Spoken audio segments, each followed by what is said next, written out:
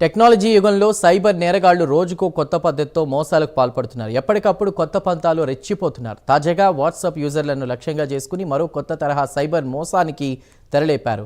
Device linking ఫీచర్ను దుర్వినియోగం చేసి user ఖాతాల్లోకి చొరబడుతున్నారు. దీనినే టెక్ నిపుణులు గోస్ట్ పేరింగ్ అని పిలుస్తున్నారు. Passwords, verification codes, SIM cards వివరాలు చోరీ చేయాల్సిన పని లేకుండానే కొత్త స్కామ్కు పాల్పడుతున్నారు.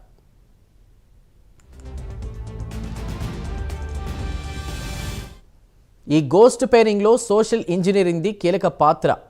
గోస్ట్ పేరింగ్ వంటి కేసుల్లో సాఫ్ట్వేర్ లోపాల కంటే మనుషుల భయం, అవసరం వంటి మానసిక ప్రవర్తనను లక్ష్యంగా చేసుకుని దాడులకు పాల్పడతారని నిపుణులు చెబుతున్నారు. దాని ద్వారా యూజర్ రహస్య సమాచారాన్ని బహిర్గతం చేసేలా మభ్యపెడతారు. దీనిని సోషల్ ఇంజనీరింగ్గా చెప్తారు. ఇక ఈ సోషల్ ఇంజనీరింగ్ ద్వారా యూజర్ వాట్సాప్ మోసపూరిత డివైజ్లతో అనుసంధానం అయ్యేలా కూడా స్కామర్లు బురిడి కొట్టిస్తూ ఉంటారు. ఈ మోసాన్ని గుర్తించడం కష్టమని నిపుణులు అంటున్నారు.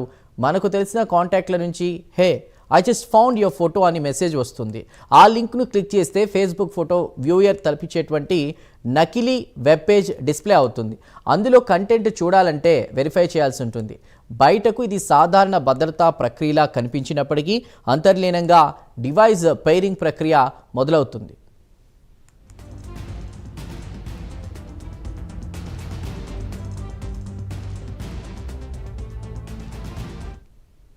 ఇక అప్పుడే ఫోన్ నెంబర్ ఎంటర్ చేయాలని యూజర్కు రిక్వెస్ట్ వస్తుంది.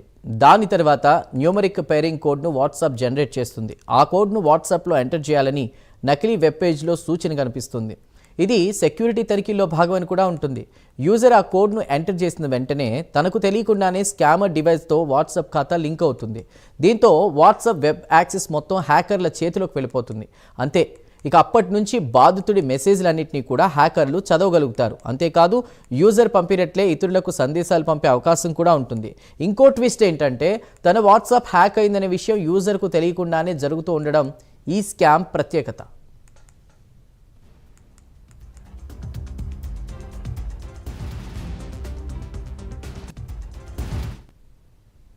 అయితే ఈ గోస్ట్ పేరింగ్ను తొలుత చెక్ రిపబ్లిక్లో గుర్తించారు. ఇప్పటికే హ్యాకర్ల చేతిలో చిక్కిన ఖాతాలను ఉపయోగించి కాంటాక్ట్లు, గ్రూప్ చాట్లకు ఆ మోసపూరిత లింక్లను పంపే అవకాశం ఉందంటున్నారు. లింక్డ్ డివైస్ను యూజర్ మాన్యువల్గా తొలగించేందుకు అది యాక్టివ్గానే ఉంటుంది.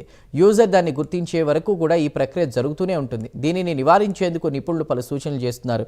ఎప్పటికప్పుడు వాట్సాప్లోని సెట్టింగ్స్కు వెళ్ళి లింక్డ్ డివైస్ ఆప్షన్ను పరిశీలించుకోవాలి. ఏవైనా తెలియని డివైస్లో లింక్ అయి ఉన్నాయేమో గమనించుకోవాలి. స్కాన్, క్యూఆర్ కోడ్ లేక ఎంటర్ పేరింగ్ కోడ్స్ వంటి అభ్యర్థనలపై అప్రమత్తంగా ఉండాలి. అలాగే అదనపు భద్రత కోసం 2 స్టెప్ వెరిఫికేషన్ను ఎనేబుల్ చేసుకోవాలని నిపుణులు సూచిస్తున్నారు.